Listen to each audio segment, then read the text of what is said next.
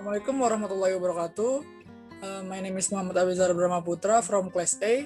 I'm here. I want to read reading text, Unit 4, Criminal Law. Sometimes, although rarely called penal law, involves the prosecution by the state of a person for an act that has been classified as a crime.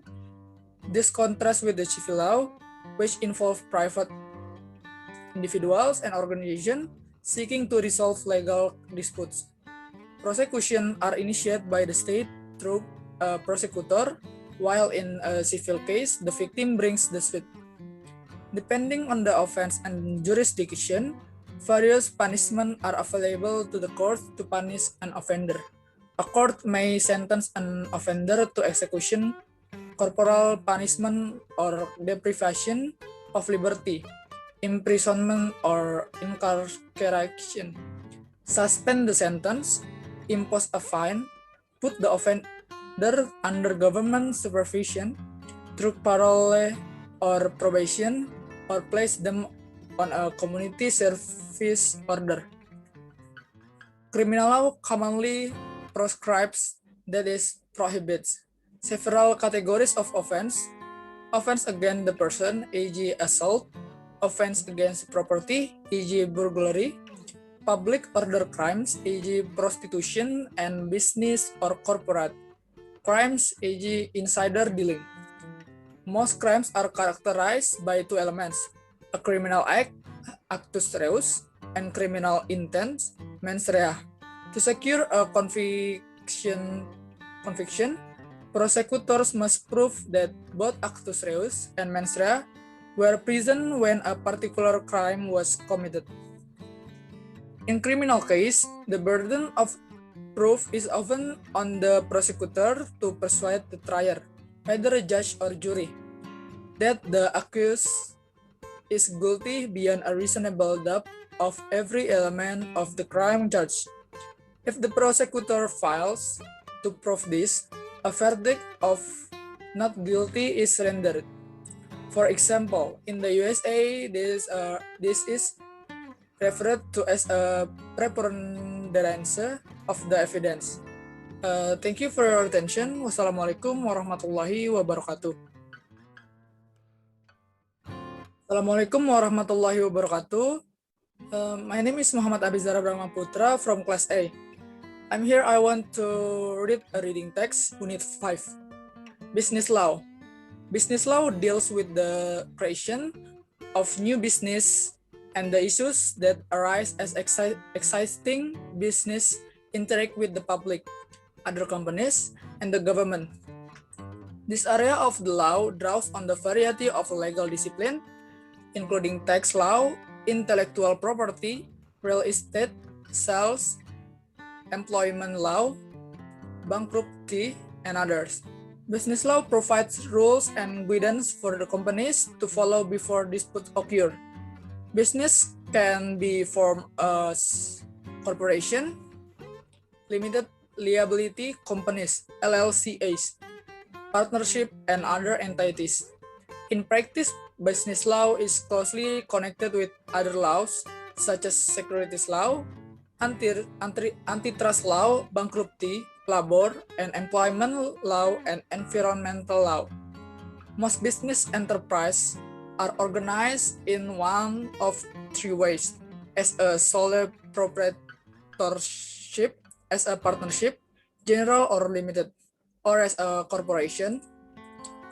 Each business organization shares some common aspects with others, but differs in method of ownership, the degree of the personal habitability of the investor for the enterprise depth, and the complexity of the structure. A sole proprietorship is a business enterprise owned solely by one individual. It is most elementary organizational form of business. Small new business often begin as a sole proprietorship because they are the simplest and least expensive to form and operate. Local accountants or attorney in business for themselves or small retail shops are likely to be sole proprietorship. The formation operation, and management of sole proprietorship are generally simple. It is not necessary to file any document with any governmental office other than local requirement that the owner register the name of the business to prevent fraud.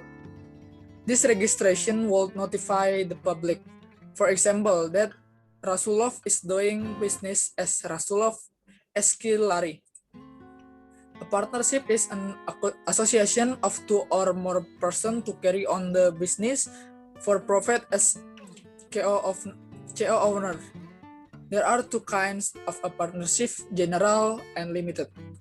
An agreement to operate as a partnership can be written, but unlike a corporation or limited partnership, there is no requirement that any document be filed with any governmental authority.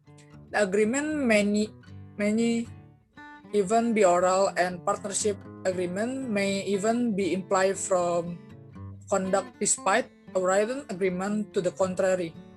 Like the sole proprietor, partner in general partnership are exposed to unlimited liability, and the partnership does not have to pay income tax separate from its owner. Instead, the income or loss of the business is reported on the partner's personal individual tax returns. The choice of the partnership form rather than sole proprietorship is chosen over a corporation to avoid the complexities involved in forming and running a corporation. A limited partnership has both general and limited partner. It differs from a general partnership in the fact that the limited partner are not subject to unlimited liability for the debts of the business and risk only. The loss of their initial capital contribution to the partnership, correspondingly, limited partner have little control over the running of the business, which is run by the general partner or partners. Maybe that's all I can say reading text in Unit 5. Thank you for your attention. Wassalamualaikum warahmatullahi wabarakatuh.